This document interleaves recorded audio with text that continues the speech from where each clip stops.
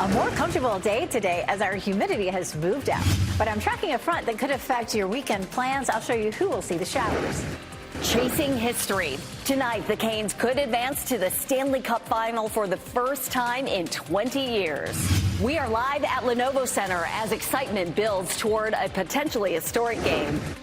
Data center debate. Cary becomes the next town in our area considering a pause on their development. Why town leaders are pushing for research on ways facilities could affect your community.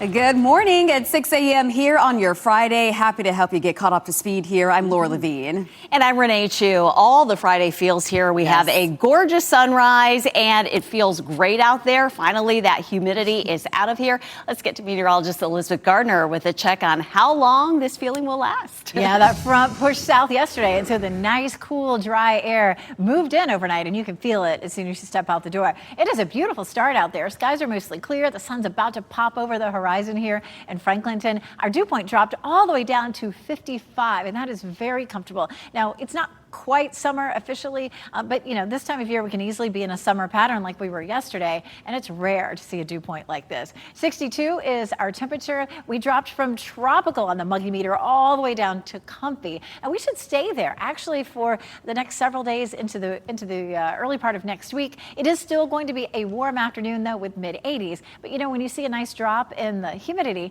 it makes it feel a lot more comfortable. It's probably going to bounce up a little bit tomorrow. We have another front coming through to bring us a chance of some showers, mainly in our southern counties.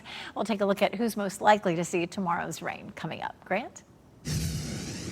Yeah, nice start to our day traffic-wise. I'm watching Edwards Mill Road at Wade Avenue. This will be a little bit busier later today, of course, as folks are heading to Lenovo Center for the Game 5 of the ECF. Of course, again, going to be watching around 8 o'clock. Of course, we'll have more folks heading into those parking lots there, filling those up. While watch Wade Avenue, Trinity Road, also Edwards Mill Road, I-40 and I-440 for some possible delays as we head into this evening. Otherwise, traffic-wise this morning, not seeing any delays. All is green so far, just a 1-minute delay south on Highway 1 from Wake Forest. You can tune us in on the radio, 1015 HD3. Grant, thank you. We're staying on top of breaking news. Raleigh police say a woman was shot early this morning. It happened near the I-540 US 70 interchange after midnight. Officers say that she was found on the side of the highway with serious injuries. There is no suspect in custody. We'll bring you any more details as we learn more. And we are working to learn more this morning about a police investigation in Durham. Our crew saw about a half dozen police cars there, as well as forensic investigators. Police cleared the scene just after 3 this morning. It is almost time to sound the siren. Tonight, the Carolina Hurricanes will try to punch their ticket to the Stanley Cup final on home ice. Oh, yes, we are counting down. WRAL's Allie Catlabar joins us live from the Lenovo Center. And Allie, we are expecting it really to be a packed house tonight as fans hope for a historic game. Oh, yeah. I mean, I have my Canes gear on. There's a lot of excitement, and that's because if the Canes win tonight, we could see another Eastern Conference champions flag hanging from the rafters for a chance to win the coveted Stanley Cup flag that we hopefully could see hanging from the rafters as well. And we're going to see fans fill this stadium. It's going to be a packed house. Like you said, Laura, we're going to see them screaming loud, cheering on, and they're going to be loud and proud. Now, outside the Lenovo Center, fans are going to be walking to see another flag. 11th warning flag was hung up after the Hurricanes' dominant win in Montreal Wednesday night. This video shows the Carolina Hurricanes Pro Shop Thursday packed with fans stocking up on gear before the puck drops. Now, fans tell WRAL that they're expecting Lenovo Center to be intense and filled with excitement tonight. We spoke with 2 fans who were here when they won back in 2006. They are hoping for that victory again this year. It's super huge. It's awesome. Like for my kids to experience. My son just graduated. I'm like, oh, that'd be a really nice graduation present. It's something that I guess every Canes fan has been dreaming of since 2006. I think it's safe to say we're all dreaming of a win tonight. But don't worry too much if it doesn't happen. The Canes would have another chance to clinch on Sunday in Montreal. Puck drops at 8 tonight. WRAL is going to have full coverage. Reporting live at Lenovo Center, Allie Cadlabar, WRAL News. So if the Canes win tonight, they will go on to face the Vegas Golden Knights in the Stanley Cup Final. The Golden Knights have been watching the Eastern Conference Final ever since they finished off a sweep of the Colorado Avalanche earlier this week. So if the Canes advance, games 1 and 2 would be played here in Raleigh. All right, let's piggyback on that, Laura Kent's with him, the WRAL Live Center. Now, if the Canes win, here's what the schedule will look like if the Canes win tonight. Game 1 will be at Lenovo Center on Tuesday, followed by Game 2 on Thursday, of course, at Lenovo Center as well. And then the series moves to Vegas as well. Now, if the Canes happen to lose tonight, and if this goes to Game 7, Game 1 of the Stanley Cup Final will be June 4th. That Thursday. Of course, we have all this information on WRAL.com. We've got you covered. A great resource for all the Cane action. So, WRAL will have team coverage all day leading up to the big game. Starting at 4, Michelle McConaughey will lead our coverage live from the Lenovo Center. We'll have all the excitement for the big game and highlights of all the action in our evening newscasts. New this morning, after a late night discussion, Cary Town Council is considering a pause on new data center development. WRL's Kelsey Coffey is live outside Cary Town Hall this morning. And Kelsey, the council wants to dig a little deeper into concerns surrounding these data centers. Yes, Renee, conversations happened well after 11 o'clock last night here inside Cary Town Hall as town leaders were discussing possibly putting a pause on data center development. Mayor Pro Tem Lori Bush opened that discussion at last night's meeting. She wants to see more research about how data centers would impact water use, energy costs, and land. Local leaders in more than 10 counties across our viewing area are discussing what to do about data center development. Large-scale data centers use massive amounts of water to operate. Bush says more research should be done on how a data center would affect water levels at Jordan Lake. 770,000 people rely on Jordan Lake for water in our region. So it is a finite resource that we share with our neighbors. So what happens next? Now the town will have to come up with a timeline for how long they would want this pause to be. Then after that, they could have a public hearing and a vote. Kelsey Coffey, WRAL News, live in Cary. WakeMed's proposed partnership with Atrium Health is facing tough questions from state leaders and concerned residents. WakeMed hosted its final listening session last night on its proposed deal with Atrium Health. WakeMed says the deal is the best move for the future, allowing the hospital system to add beds and continue delivering quality care. However, some worry the merger could drive up healthcare costs for patients and taxpayers across the state. State Healthcare Plan Executive Administrator Tom Friedman was at the meeting to question WakeMed executives about the deal. My job is to make sure prices are affordable for state employees, teachers, and the taxpayers.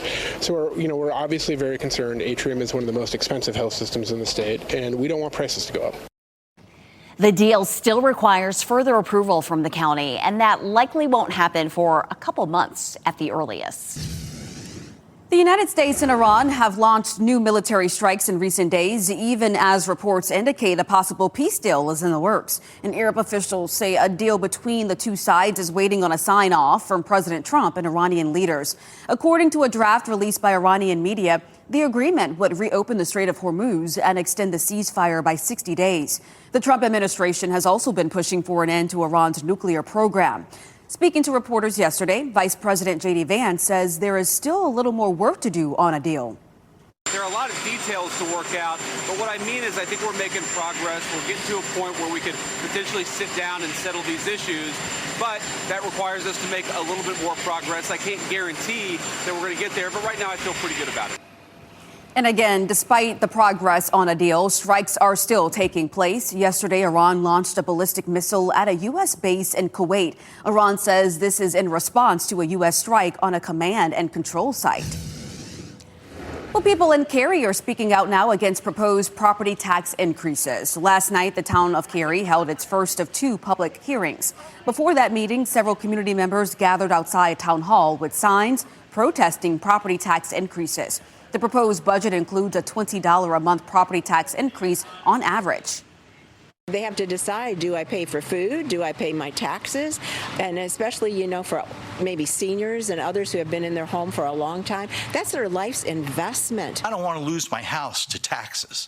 And I really, truly am afraid of that here in Cary.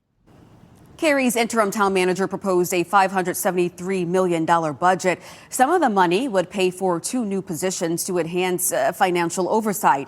Last year, Sean Stegall resigned after questions about how he was spending town money. The next public hearing is scheduled for June 11th. The NBA's Western Conference Finals is heading to a winner-take-all 7th game. San Antonio entered Game 6 last night against the Oklahoma City Thunder in a must-win situation. Superstar Victor Wembanyama put up 28 points to lead the Spurs to a 118-91 win. You can watch Game 7 of the series tomorrow night right here on WRAL. Tip-off in Oklahoma City will be at 8 p.m. Your time now, 6:10. A roller coaster rescue. 8 people were stuck in the air for hours. We have a look at the efforts to get them back to the ground safely. And remembering Kyle Busch, we are learning new details about his death as the NASCAR community continues to mourn his sudden passing. Stunning sunrise here at Carr Lake. Isn't that gorgeous? This is going to be a great place to be over the weekend. We do have comfortable temperatures in our forecast, but part of the viewing area will see rain. I'll let you know if it's where you are coming up. As you get into your car, tune to WRAL News Plus on your radio. In Raleigh on 99.3 FM. In Durham, 96.5 FM. And everywhere on 101.5 HD3.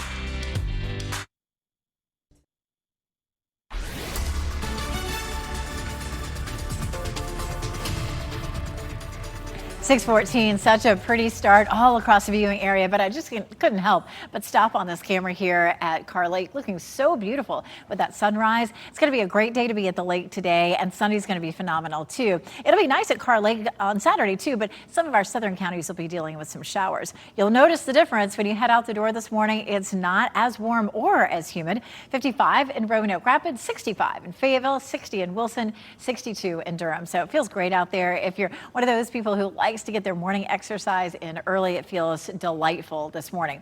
80 degrees at lunchtime. It will be a warm afternoon with mid-80s. With the lower humidity, it'll feel more comfortable than it did yesterday. Coming up, I'm going to follow the front that'll bring showers to the southern part of the viewing area and let you know if you'll be affected tomorrow. Kent, Grant?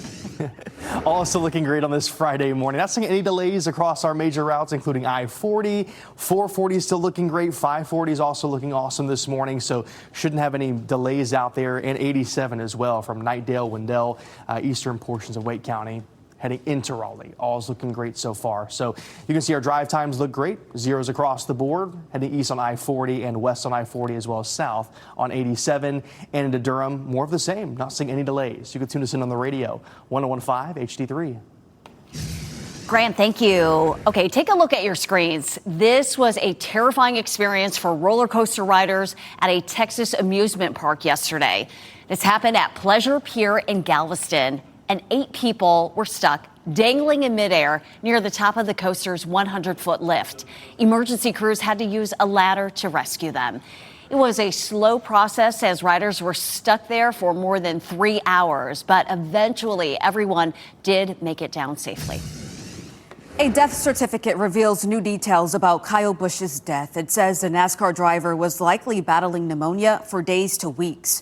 It says that he was experiencing shortness of breath before getting rushed to the hospital. His family says the pneumonia progressed into sepsis.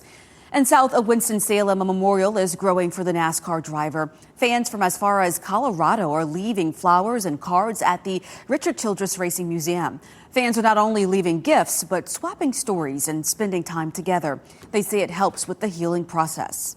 It was unreal, he was like Kobe Bryant to NASCAR, you know what I'm saying? Like very sudden, like how big Michael Jackson's death was. Like, it's just, we just got to cherish each other, that's all.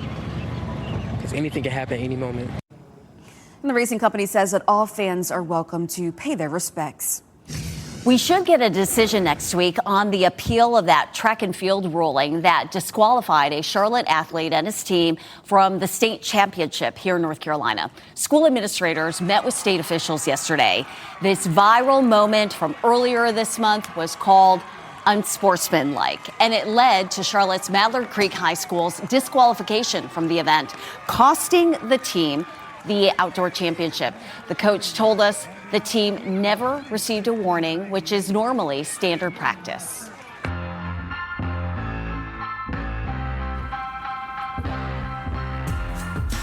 The temperatures will feel really nice if you want to get out and about this weekend. Let's take a look at WRAL's Out and About. Starting here, it will be a celebration of food and cultures from across the globe. Tomorrow in Moore Square, the Around the World Raleigh Festival will take people through different regions around the world with the help of food, music, and crafts. That will be from 11 a.m. to 7 p.m. tomorrow. Tribal communities will join together to celebrate Native American heritage in North Carolina. The annual Intertribal Powwow is happening at Dix Park tomorrow. The powwow honors tradition while celebrating the living cultures of indigenous communities. This will go on from 11:30 to 6:30. You can find competition dancing, drumming, an art market, and food vendors. Happening on Sunday, it will be an afternoon of vintage shopping at Haven Farm in Knightdale. That's the site of this weekend's NC Vintage Market. It will run from noon until 5. And for more fun ideas for the weekend, visit WRAL.com and search Out and About. And checking in on our forecast, we're kicking off the weekend, Elizabeth, with cooler temperatures, a break from that humidity, but I know we do have that chance for some rain tomorrow. We do. It's not going to affect everybody. So many fun events happening over the weekend. So it just depends on where you are. This morning, it looks gorgeous. We'll start off with a look at Franklinton. You can see that beautiful sunshine there. That sun's just coming up over the horizon. And as you step out the door, you're going to notice a big difference from yesterday. We are looking at a much lower dew point, 55 compared to low 70s.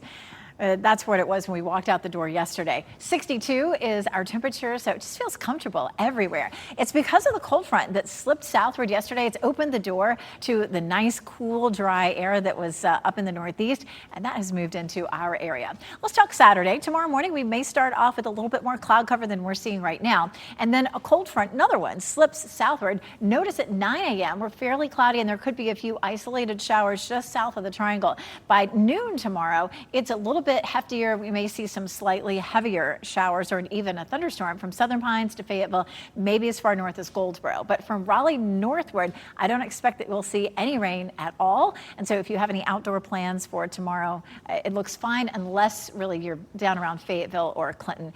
After that, we clear out and it looks really nice. Next chance of rain is on Monday. It looks a little bit more widespread than Saturday, but we'll see how it goes. This is a look at Futurecast for Monday. In the morning, there could be a quick sprinkle. And then once we get into the afternoon, that's when we'll have that line of showers and thunderstorms developing. It rolls through late afternoon and it rolls out probably sometime after midnight.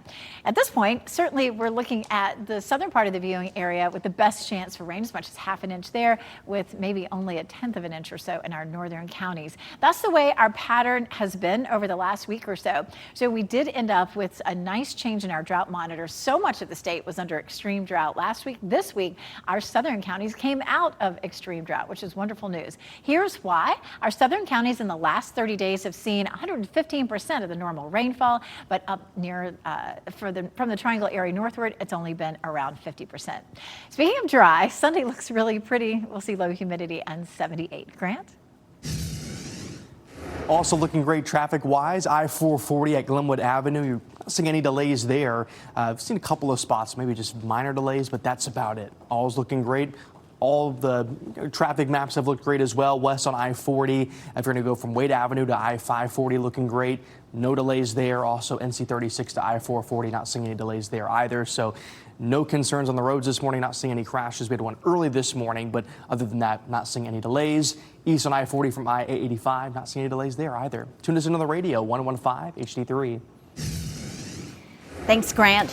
Blue Origin explosion. The failed test caught on camera. Thankfully, nobody was hurt. The response from Jeff Bezos as the company tries to learn what went wrong. And working behind the scenes, some of golf's biggest stars are in Raleigh this weekend for the UNC Health Championship. We'll show you the team of volunteers helping to make every shot, score, and sign come together.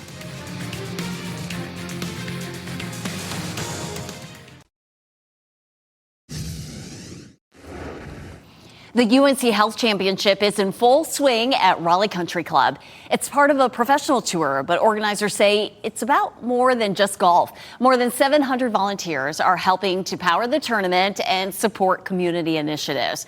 They are helping with setup, cleanup, whatever it takes to make this tournament run smoothly. Volunteers we spoke with talked about the ability to problem solve in a new environment, all while giving back.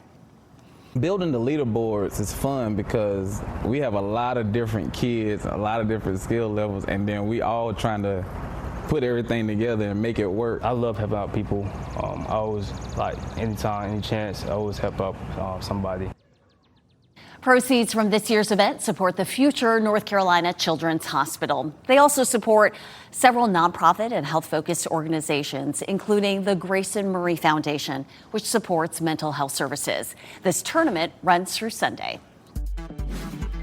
This What's Trending report is sponsored by Call Dad AC and Heating. The National Spelling Bee winner and a special honor for a service dog. Let's take a look at what's trending right now. The 2026 Scripps National Spelling Bee came down to the wire, but we have a winner. So your first word is Taroni. T-O-R-O-N-E. Enthymeme. E-N-T-H-Y-M-E-M-E. Iguape. I-G-U-A-P. What are those words? But he knew after spelling 32 words correctly in a final lightning round. 14-year-old Shrey Parekh was crowned this year's winner. He beat out 12-year-old Ishan Gupta's 25 words. Parekh won $50,000, a trip to Universal Studios in Orlando, and, of course, the Spelling Bee trophy. Talk about a lightning round. So a Mooresville teenager also made it all the way to the Final Four, we should say, in the Spelling Bee. We're talking about 13-year-old Kushi Godamakula, who was one of 9 students who made it to the final. Just remarkable young people. Yeah, way to represent North Carolina, and they all did amazing. Countdown to Game 5. The Carolina Hurricanes have a chance to punch their ticket to the Stanley Cup Final tonight. The excitement building ahead of tonight's game at Lenovo Center. And data center debate. Cary joins a growing list of towns considering a moratorium. The details on the conversation from town leaders that stretched late into the night. And it's a beautiful day today, but Saturday we have some small chances for rain. I'll let you know if that will happen where you are coming up.